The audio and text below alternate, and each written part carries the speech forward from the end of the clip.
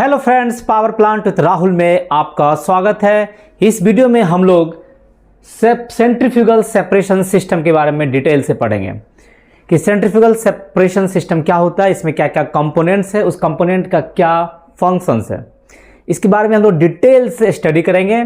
इसके बाद next video में हम लोग सेंट्रीफ्यूगल सेपरेशन का जो लाइन डायग्राम होता है कि आपका कौन सा इक्विपमेंट कहाँ कहाँ पे रहता है, उसका क्या लाइन डायग्राम में कहाँ हम लोग यूज़ करते हैं, उसके बारे में डिटेल्स हम लोग पढ़ेंगे। तो इस वीडियो को ध्यानपूर्वक जरूर देखिएगा, क्योंकि इस वीडियो में आपका डिटेल से सेंट्रीफ्यूगल सिस्टम में आने वाले कौन कौन सा कंपोनेंट है, सेंट्रीफ्यूगल सेपरेशन में क्या क्या कंपोनेंट यूज होता है, उसका क्या काम है, इसके बारे में हम लोग डिटेल से स्टडी करने वाले हैं।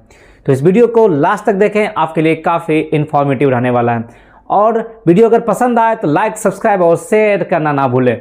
और फ्रेंड्स, जो भी मेंबरशिप लेना चाहते हैं, मेंबरशिप में आपको एडवांटेज मिलेगा कि आप डायरेक्टली हमसे मैसेज के थ्रू बात कर सकते हैं। जो भी आपका डाउट हो, पावर प्लांट से रिलेटेड कुछ भी अगर डाउट हो तो आप जरूर मैसेज करें, मैं आपको उसमें रिप्लाई दूंगा। तो आइए इस वीडियो को स्टार्ट करते हैं।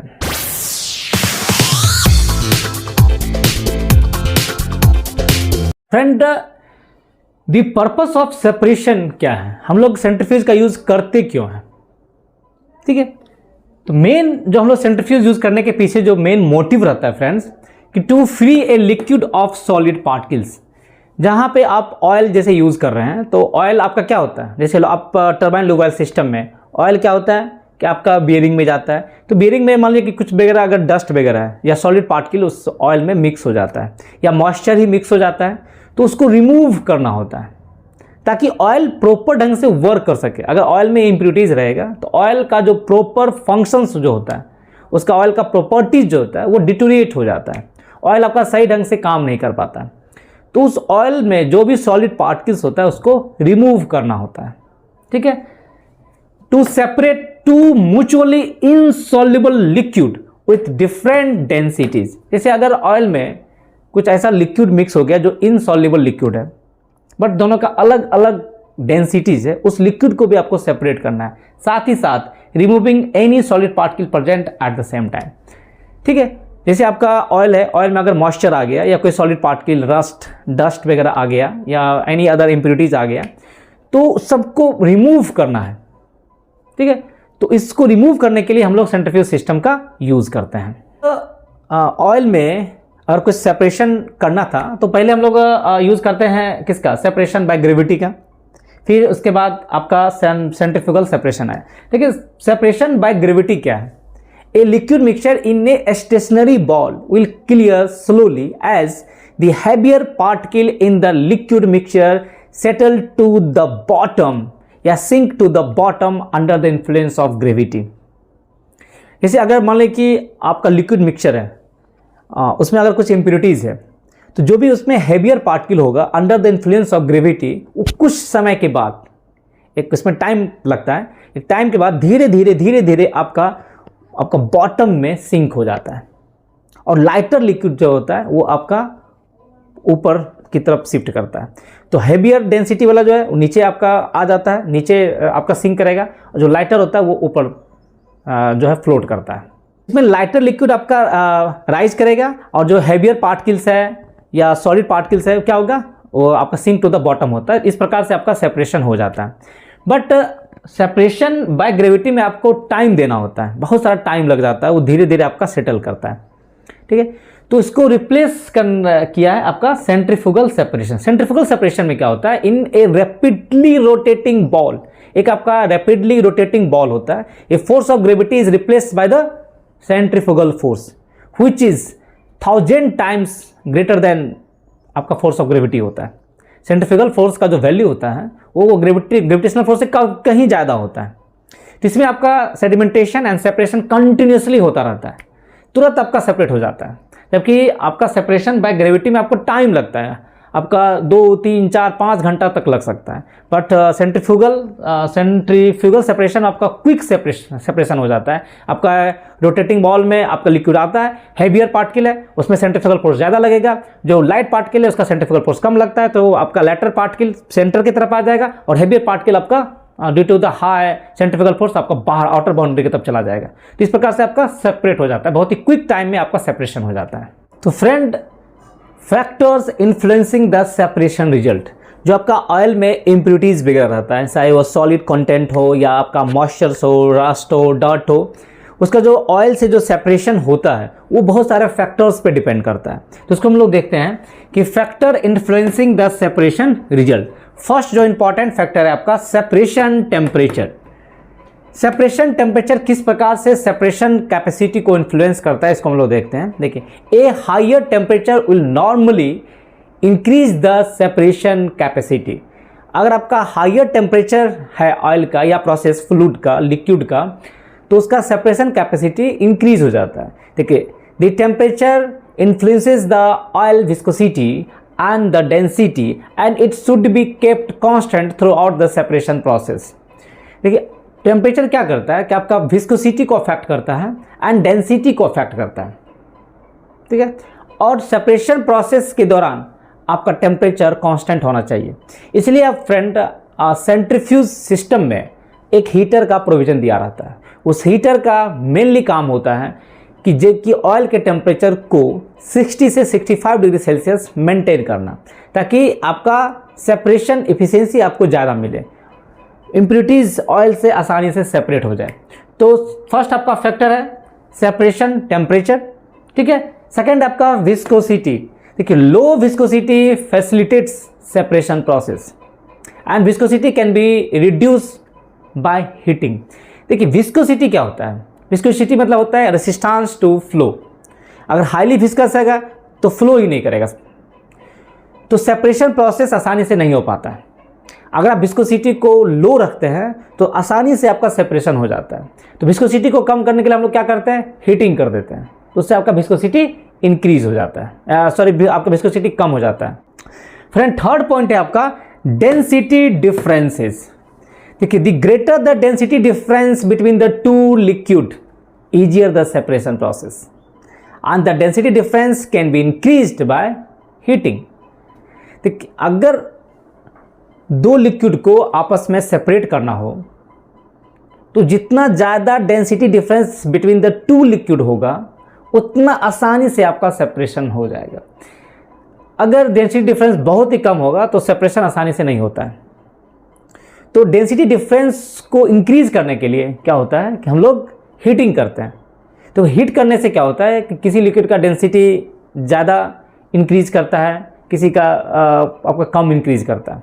आप जैसे जैसे आप टेम्परेचर बढ़ाते हैं तो आपका वॉल्यूम इंक्रीज करेगा, वॉल्यूम इंक्रीज करने से आपका डेंसिटी आपका डिक्रीज होता है। तो कुछ लिक्विड का आपका डेंसिटी ज़्यादा डिक्रीज करेगा, कुछ का डेंसिटी आपको कम डिक्रीज करता है। क्या होता है कि जो उसका हीटिंग कैरेक्टरिस्टिक्स जो होता है हर लिक्विड का अपना अपना होता है, अलग अलग होता है। कुछ लिक्विड को आप हीट कीजिएगा तो बहुत ज़्यादा हीट हो जाएगा, बहुत ज़्यादा हीट होगा तो उसका वॉल्यूम बढ़ेगा और आपका उसका डेंसिटी कम हो जाता है। कुछ लिक्विड का आपका हीट कम होगा, उसका जो हीट कैपेसिटी ज़्यादा होता है, ज़्यादा होगा तो वो अपना टेम्परेचर राइज कम करेगा, तो उसका आपका वॉल्यूम इंक्रीज कम करेगा, उसका डेंसिटी ज़्यादा डिक्रीज नहीं होता है।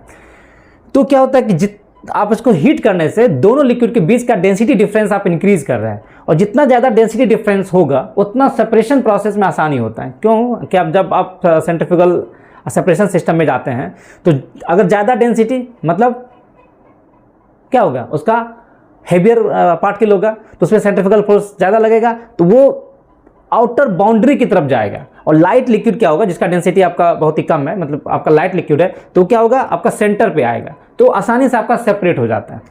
पॉइंट है आपका फेज प्रोपोर्शन। देखिए, फेज प्रोपोर्शन किस प्रकार से आपका सेपरेशन रिजल्ट को इन्फ्लुएंस करता है। An increase quantity of water in A oil will influence the separation result through the optimum transporting capacity of the disc stick. An increased quantity of water in oil can be compensated by reducing the throughput in order to restore the optimum separation efficiency. देखिए, अगर आपका oil में मान लीजिए friends कि water content अगर आपका ज़्यादा हो गया, अगर ऑयल में मॉइस्चर ज़्यादा है, वाटर कंटेंट अगर ज़्यादा है, तो ये आपका सेपरेशन जो रिजल्ट है उसको इन्फ्लुएंस करेगा।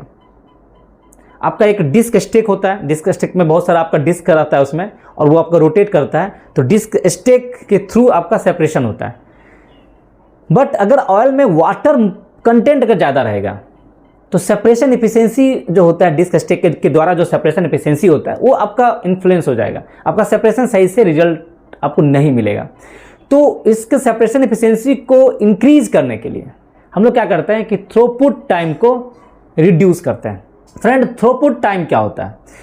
थ्रोपुट टाइम होता है the time allowed for the separation of water and the impurities sediment from the oil. A better separating efficiency can be achieved by reducing the throughput time, means increasing the settling time. Reducing throughput मतलब क्या होता है कि आप settling time को increase कर दीजिए, उससे आपका आसानी से separation हो जाएगा। मान लीजिए कि आपका ऑयल में मॉइस्चर कंटेंट अगर ज़्यादा है तो आप अगर तुरंत सेपरेशन प्रोसेस में अगर आप जाइएगा, आप उसको सेटलिंग टाइम अगर नहीं दीजिएगा और तुरंत आप सेंट्रीफ्यूगल सेपरेटर में आप ऑयल को सेंड कर दीजिएगा तो आपका सही ढंग से सेपरेशन नहीं हो जाएगा, नहीं हो पाएगा। तो उसके लिए सबसे पहले आपको सेटलिंग टाइम को इंक्रीज करना पड़ेगा, मीन्स थ्रोपुट टाइम जो है उसको रिड्यूस करना पड़ेगा।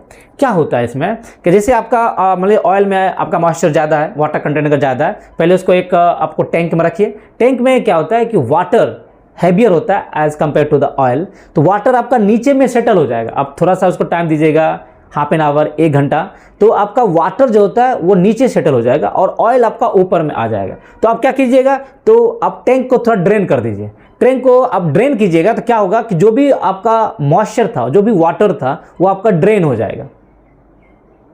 और जैसे आपको टैंक से ऑयल निकालना शुरू होगा, आप उसको ड्रेन वाल्व को क्लोज कर दीजिए। तो इससे क्या होगा कि आप सेटलिंग टाइम को इंक्रीज करने से मैक्सिमम अमाउंट ऑफ वाटर या मॉइस्चर जो प्रेजेंट था ऑयल में वो आपका ड्रेन हो जाएगा।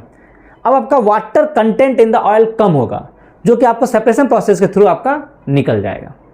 तो इसलिए आपका जो फिफ्थ पॉइंट है फ्रेंड, द थ्रोपुट, ये भी आपका सेपरेशन रिजल्ट को अफेक्ट करता है। मैन थ्रोपुट टाइम मतलब क्या होता है, इंक्रीज द सेटलिंग टाइम, ताकि आपका वाटर सेटल हो जाए, नीचे बॉटम पे आ जाएगा, आप उसको आसानी से सेपरेट कर सकते हैं। तो फ्रेंड नेक्स्ट पॉइंट है आपका स्लज स्पेस, स्लज कंटेंट। देखिए ये किस प्रकार से आपका सेपरेशन रिजल्ट को इन्फ्लुएंस करता है। तो फ्रेंड आपका क्या सेंट्रीफ्यूगल सेपरेटर में देखिएगा कि आपका एक बाउल होता है, बहुत सारा बाउल रहता है, और बाउल और आपका जो बॉडी है उसके बीच में आपका क्या होता है, गैप रहता है। और उसी गैप में क्या होता है कि आप हम लोग वाटर सीलिंग करते हैं, आपका जो स्लज जो होता है वहीं पे एक्युमुलेट हो जाता है। द स्लज जो आपका सेडिमेंट है will accumulate on the inside periphery of the bowl. जब आपका बाउल जब रोटेट करता है at a very high RPM पे, तो क्या होता है जब हम लोग ऑयल फ्लो करते हैं सेंटर से ऑयल नीचे फ्लो करता है और रोटेट जब करता है तो ऑयल चूँकि लाइटर होता है और उसमें जो भी सेडिमेंट है या वाटर है या सॉलिड इम्प्योरिटीज़ है उसका डेंसिटी हाई होने के कारण क्या होता है, ये उस पर सेंट्रीफ्यूगल फोर्स ज़्यादा लगता है। तो क्या होता है कि वो आउटर बाउंड्री की तरफ जाएगा, ठीक है, और ऑयल आपका सेंटर की तरफ जाएगा। तो क्या करता है वो बाउल के पेरिफेरी के ऊपर से आपका फ्लो हो जाएगा। दो बाउल है, बाउल के बीच में आपका गैप रहता है, चैनल रहता है, ऐसे बहुत सारा बाउल है। तो जब आपका रोटेट करता है तो दोनों बाउल के बीच में स्पेस बन जाता है, तो वो एक चैनल की तरह काम करता है। तो बाउल क्या करेगा, आपका सेंटर से आएगा और बाहर निकलेगा, फिर बाउल के आउटर पेरिफेरी से आपका ऊपर की तरफ निकल जाता है, ठीक है। ऑयल आपका क्लीन ऑयल सेपरेट हो जाता है, और जो भी इसमें सॉलिड इम्प्योरिटीज रहता है या मॉइस्चर रहता है वो आपका जैसे वाटर है ये आउटर बाउंड्री की तरफ जाएगा, और या आपका जो बाउल के इनसाइड पेरिफेरी है उसमें आपका जमा होना शुरू हो जाता है। तो सेडिमेंट क्या करेगा, will accumulate on the inside periphery of the bowl and when the sludge space is filled up, जब आपका स्लज स्पेस फिल्ड हो जाता है, the flow inside the bowl is influence by the sediment, क्योंकि आपका जब सेडिमेंट जमा हो जाएगा तो ऑयल का फ्लो होने के लिए आपको नहीं देगा। और जैसे आपने स्पेस रखा आउटर बाउंड्री और बाउल के बीच जो स्पेस अगर आपका फिल्ड हो जाएगा, फिर स्लज आपका क्या होगा, चोकिंग करना शुरू कर देगा, वो ऑयल के फ्लो को ही हिंड्रेंस कर देगा, तो आपका सही ढंग से सेपरेशन नहीं होगा। और इससे क्या होता है कि रिड्यूस द सेपरेशन एफिशिएंसी, जो सेपरेटिंग एफिशिएंसी जो होता है उसको रिड्यूस कर देता है। आपका जब स्लज स्पेस फिल्ड अप हो जाएगा तो आपका सेपरेटिंग एफिशिएंसी को ही रिड्यूस कर देता है। इसलिए अक्सर आप सुनते होंगे कि आपका सेपरेशन सही से नहीं हो रहा है, तो आप क्या करते हैं, कि बाउल जो होता है उसको क्लीन करते हैं, बाउल को क्लीन करते हैं पेट्रोल से आप या डीजल से उसको क्लीन करते हैं ताकि प्रॉपर क्लीन हो जाए, फिर आप उसको सेंट्रीफ्यूज को सर्विस में लेते हैं। तो टाइम टू टाइम बाउल को क्लीन करना होता है। फिर जो उसका जो आउटर बाउंड्री जो होता है, जो टॉप कवर और जो साइड का जो लेयर होता है, उसको भी आपको क्लीन करना पड़ता है, क्योंकि सेडिमेंट मैक्सिमम वहीं पे आपका एक्युमुलेट हो जाता है। तो उस स्पेस को क्लीन करना पड़ता है, बॉल को क्लीन करना पड़ता है, ताकि आपका स्लज का स्पेस फिर से बने, ताकि आसानी से सेपरेशन हो जाए। फ्रेंड, आपका नेक्स्ट पॉइंट है डिस्क स्टेक। डिस्क स्टेक के थ्रू ही आपका सेपरेशन होता है। ये बॉल होता है, कॉम्बिनेशन ऑफ बहुत सारा बॉल रहता है, ये बॉल रोटेट करता है, तो इसी से आपका सेपरेशन होता है। तो अगर मान लीजिए कि उसमें कुछ भी अगर डिस्क डिफॉर्म्ड डिस्क है, आप उसको चेंज नहीं किए, तो एक neglected disc stack will impair the separating efficiency. आपका मान लीजिए कि अगर कोई डिफॉर्म डिस्क है या डैमेज डिस्क है, आप उसको आप रिमूव नहीं किए हैं, तो इससे आपका सेपरेटिंग एफिशिएंसी को भी रिड्यूस कर सकता है। तो ये फ्रेंड था आपका कि factor influencing the separation result. Next हम लोग पढ़ते हैं components that are used in centrifugal separation system. Centrifugal separation system में आपका मेन कंपोनेंट क्या यूज होता है, उसको हम लोग देखते हैं। ठीक है, फर्स्ट है आपका सेपरेटर। सेपरेशन सिस्टम का जो मेन जो हर्ट है वो आपका सेपरेटर होता है, जिसमें आपका सेपरेटर मोटर्स रहता है, आपका बॉल सिस्टम होता है, सेंट्रीफ्यूगल बॉल रहता है। ठीक है, उसमें वाटर का इनलेट पाइप होता है, आपका सीलिंग वाटर सीलिंग सिस्टम के लिए होता है, ऑयल का इनलेट पाइप होता है, ऑयल का आउटलेट पाइप होता है। ठीक है, उसमें बहुत सारा सिस्टम्स रहता है। फिर आपका फीड पंप रहता है। फीड पंप जो ऑयल आपका टैंक से ऑयल आता है, उसके बाद हीटर में जाता है, हीटर से आपका थ्री वे वाल्व के थ्रू आपका सेपरेशन सिस्टम में आता है। उसको हम लोग डिटेल से लाइन डायग्राम का जब वीडियो बनाऊंगा तो उसमें डिटेल से मैं आपको ये बताऊंगा। उसके बाद बूस्टर पंप होता है। बूस्टर पंप जो आपका क्लीन ट्रीटेड ऑयल जो सेंट्रीफ्यूगल सिस्टम से निकलता है उसको सक्शन जाता है और फिर बूस्टर पंप डिस्चार्ज करके टैंक में ऑयल को पहुंचाता है। ट्रीटेड ऑयल को टैंक तक पहुंचाने का काम आपका बूस्टर पंप ही करता है। उसके बाद हीटर होता है। हीटर सिस्टम होता है कि अगर ऑयल का टेम्परेचर आपको कम है तो हीटर के थ्रू जाएगा। हीटर आपका उसमें 4 हीटर रहता है, डिफरेंट टाइप का हीटर है। एक सर्टेन टेम्परेचर पे आपका सारा heater cut in cut out होते रहता है। तो इस हीटर का मेन काम होता है कि ऑयल के टेम्परेचर को 60 से 65 डिग्री सेल्सियस मेंटेन करना, ताकि आपका ऑप्टिमम सेपरेटिंग एफिशिएंसी मिले आपको। उसके लिए आपको हीटर होता है ऑयल को हीट करने के लिए। वाटर सीलिंग सिस्टम का बड़ा इंपॉर्टेंट काम होता है। जब भी आप सेंट्रीफ्यूगल सिस्टम को सर्विस में लेते हैं तो सबसे पहला काम होता है आपको वाटर सील करना। वाटर सीलिंग करने से क्या होता है कि आपका ऑयल जो होता है वो बाहर नहीं निकलेगा। जी, आप क्या करते हैं, पहले टॉप से वाटर का एक लाइन होता है, वाटर के लाइन से हम लोग सेंट्रीफ्यूगल सिस्टम को वाटर से फिल करते हैं। फिर जब वाटर आपका एंटी फ्लड टैंक में डिस्चार्ज होता है, इट मीन्स आपका सीलिंग हो गया है। सीलिंग करने से क्या होता है कि जितना भी आपका गैप वगैरह रहता है वो आपको सील कर देता है और उसी वाटर में जो भी सेडिमेंट है वो मिक्स हो जाता है। बाद में हम इस वाटर को ड्रेन करते हैं और उसको पूरा निकालते हैं। फिर इसके बाद आपका इंस्ट्रूमेंट एयर सिस्टम होता है। इंस्ट्रूमेंट एयर सिस्टम का बड़ा इंपॉर्टेंट काम होता है। जो आप जितना भी आपका थ्री वे वाल्व जो है ना, थ्री वे वाल्व को ऑपरेट करने के लिए आपका air system, operating air system होता है, जिसमें बहुत सारा फिल्टर्स वगैरह रहता है, सोलेनॉइड वाल्व रहता है, ये सब आपको लगा रहता है। थ्री वे वाल्व होता है एक। तो इसका बारी से हम लोग डिटेल से देखते हैं सारे कंपोनेंट्स का क्या फंक्शंस होता है। फर्स्ट पार्ट जो इंपॉर्टेंट पार्ट है आपका सेपरेटर सिस्टम। सेंट्रीफ्यूज सिस्टम का जो हर्ट कहिए आपका सेपरेटर सिस्टम ही होता है। ठीक है, तो सेपरेटर सिस्टम जो होता है वो कंप्राइजेस 2 मेन पार्ट। आपका एक प्रोसेसिंग यूनिट होता है, एक आपका ड्राइविंग यूनिट होता है। प्रोसेसिंग यूनिट और एक आपका ड्राइविंग यूनिट होता है। ठीक है, and it is driven by the electric motor. उसमें इलेक्ट्रिक मोटर रहता है, 415 volt 3 phase 50 hertz power supply जाता है, इलेक्ट्रिक मोटर होता है। आप सेपरेटर मशीन फ्रेम को अगर पूरा देखिएगा तो वो कंपोज्ड ऑफ 3 मेन पार्ट। आपका bottom part, top part and the collecting cover होता है। बॉटम पार्ट में आप देखिएगा आपका हॉरिजॉन्टल ड्राइविंग डिवाइस जो आपका इलेक्ट्रिक मोटर रहता है। फिर आपका driving shaft with friction clutch, आपका फ्रिक्शन कपलिंग होता है। ड्राइविंग शाफ्ट जैसे आपका इलेक्ट्रिक मोटर है, उसके बाद आपका जो ड्राइविंग शाफ्ट होता है, ड्राइविंग शाफ्ट में आपका फ्रिक्शन कपलिंग रहता है।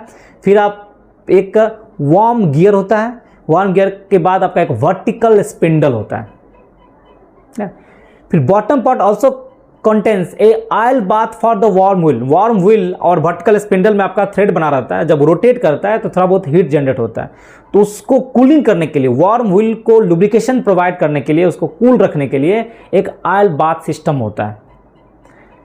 फिर इसके बाद उसमें आपका ब्रेकिंग सिस्टम रहता है, रिवॉल्यूशन काउंटर होता है एंड इंडिकेटिंग स्पीड रहता है। इतना सारा आपका बॉटम पार्ट में रहता है। और फ्रेंड आपका जो फीड पंप जो होता है, feed pump is attach to the driving spindle. जो आपका ड्राइविंग शाफ्ट जो होता है उसी में आपका फीड पंप कनेक्टेड होता है, ठीक है। एंड फीड पंप आपको कहाँ रहेगा? On the side of the bottom part. Bottom part के देखिएगा साइड में आपका फीड पंप होता है। फीड पंप का बड़ा इंपॉर्टेंट काम होता है। फीड पंप क्या करता है कि जो आप टैंक का जब सक्शन लाइन ओपन करते हैं, बॉटम से आपका जो लाइन, एक लाइन आपका सेंट्रीफ्यूज की तरफ जाता है, वो जब सक्शन को ओपन करते हैं तो टैंक से जो ऑयल आता है तो सबसे पहले कहाँ आता है? फीड पंप के पास आता है। फीड पंप में सक्शन करेगा और फीड पंप आपका उसको डिस्चार्ज करता है कहाँ पे? हीटर में, ऑयल को हीट करने के लिए। तो फीड पंप का बड़ा इंपॉर्टेंट काम होता है। फीड पंप को रोटेट करने के लिए आपका क्या होता है? आपका इलेक्ट्रिक मोटर होता है। इलेक्ट्रिक मोटर जो सेपरेटिंग सिस्टम में जो लगा हुआ है, उसी इलेक्ट्रिक मोटर से आपका सेपरेटर जो बाउल होता है वो भी रोटेट करेगा और साथ ही साथ आपका फीड पंप भी रोटेट करता है। फीड पंप के लिए अलग से आपका ड्राइविंग मोटर का अरेंजमेंट नहीं होता है।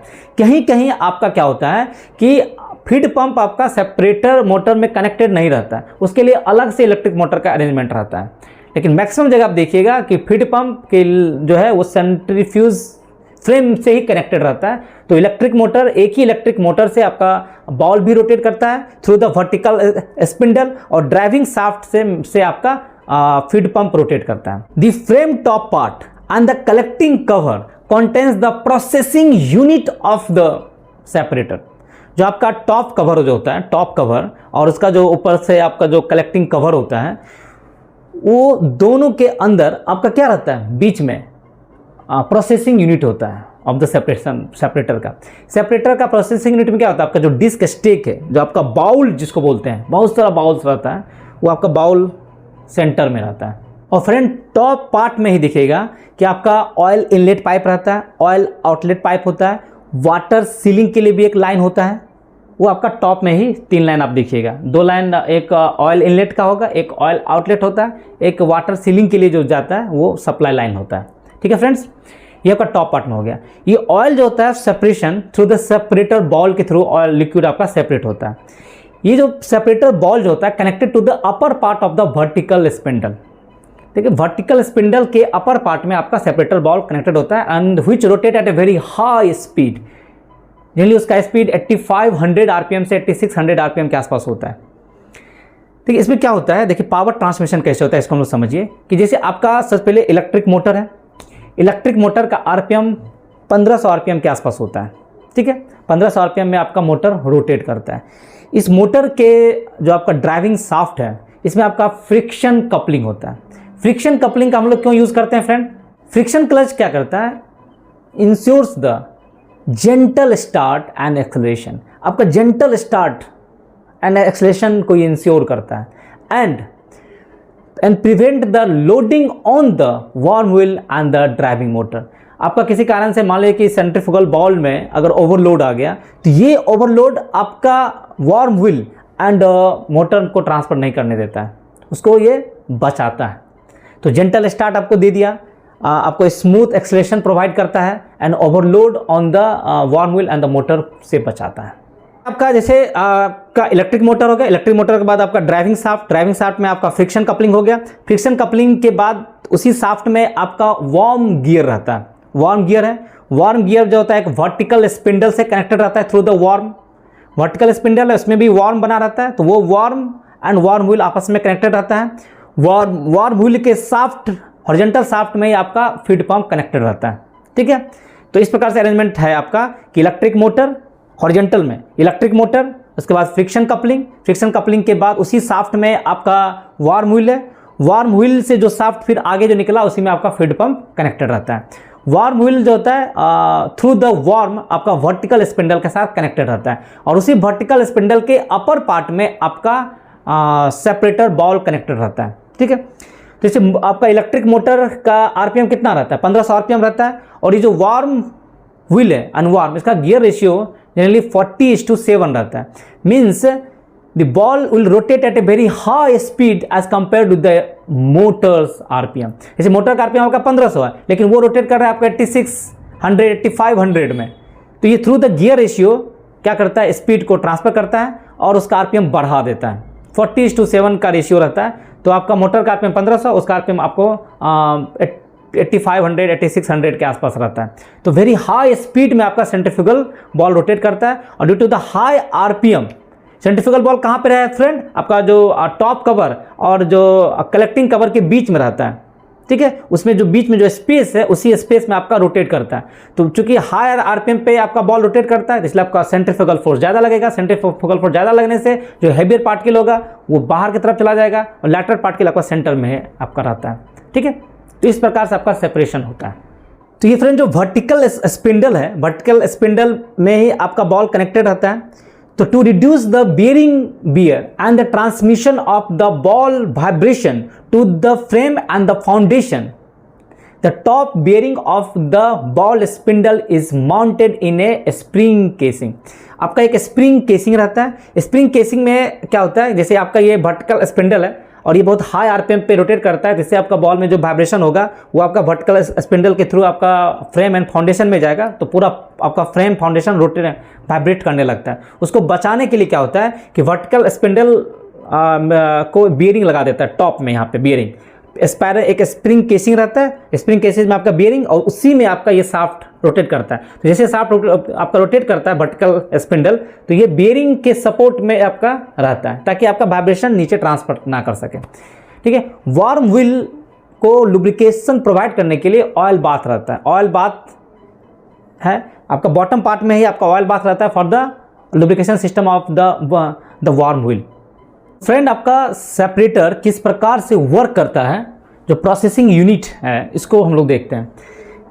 देखिए ये आपका फ्रेंड डिस्ट्रीब्यूटर रहता है, ये ऑयल डिस्ट्रीब्यूटर रहता है और ये आपका डिस्क स्टेक है।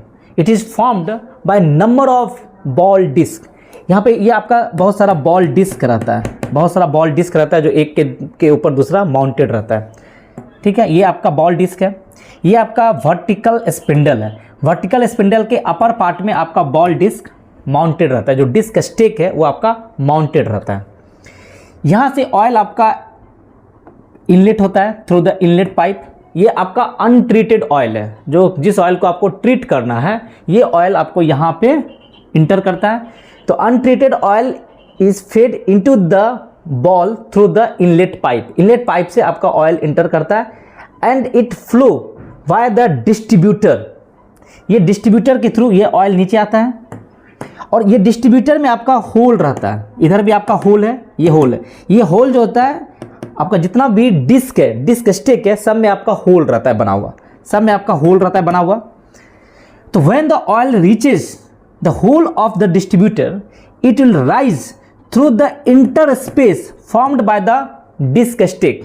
आपका जब ये ऑयल यहाँ से नीचे आता है, ध्यान से समझिएगा, ये ऑयल आपका जब नीचे आता है तो ये होल के पास पहुँचता है। ये होल से आपका इंटर करता है कहाँ पे, between the inter space formed by the bowl disc. ये बॉल डिस्क के बीच में आपका इंटर स्पेस रहता है, इसी स्पेस से आपका ये फ्लो करता है, ठीक है। ये आपका जैसे ऑयल यहाँ से आया, ये ऑयल देखिए इधर से इंटर करेगा, ये ऑयल देखिए इधर से इंटर करेगा, फिर कुछ ऑयल यहाँ पे इंटर करेगा। ये जब आपका, क्योंकि ये बॉल डिस्क हाई स्पीड में आपका रोटेट कर रहा है, हाई स्पीड में रोटेट करने से दो बॉल के बीच में आपका एक इंटर स्पेस बन जाता है। तो इसी इंटर स्पेस के बीच से आपका ऑयल राइज करता है कि आपका process liquid flow through the distributor to the inter space between the bowl disc, where यहीं पे क्या होता है, where the liquid phase are separated by the action of the centrifugal force. क्या होता है कि आपका ये वर्टिकल स्पिंडल रोटेट कर रहा है वेरी हाई आरपीएम पे, तो आपका जो बॉल डिस्क जो होता है इसका आरपीएम बहुत ही ज़्यादा होता है। बॉल डिस्क का आरपीएम जनरली आपका 8500 आरपीएम के आसपास होता है। तो यहाँ पे आपका सेंट्रीफ्यूगल फोर्स एकदम एक्टिव मोड में आ जाता है। जैसे आपका हेवियर पार्टिकल है, हेवियर पार्टिकल है तो उस पर सेंट्रीफ्यूगल फोर्स ज़्यादा लगेगा, जो लाइटर पार्टिकल होगा उस पर सेंट्रीफ्यूगल फोर्स आपका कम लगेगा। तो क्या होता है कि आपका सेंट्रीफ्यूगल फोर्स ज़्यादा है, सेंट्रीफ्यूगल फोर्स ज़्यादा होने के कारण आपका हेवियर पार्टिकल पे ज़्यादा फोर्स लग रहा है, लैटर पार्टिकल पे आपका कम फोर्स लग रहा है। तो मान लीजिए कि ऑयल में जो आपका सॉलिड पार्टिकल्स है या वाटर है उस पर आपको ज़्यादा फोर्स लगेगा, तो through the action of the centrifugal force the heavier particles and the water और any solid particle present in the oil move along the under side of the disc towards the bowl periphery, bowl periphery की तरफ जाना शुरू करेगा। And this where they settle on the bowl wall.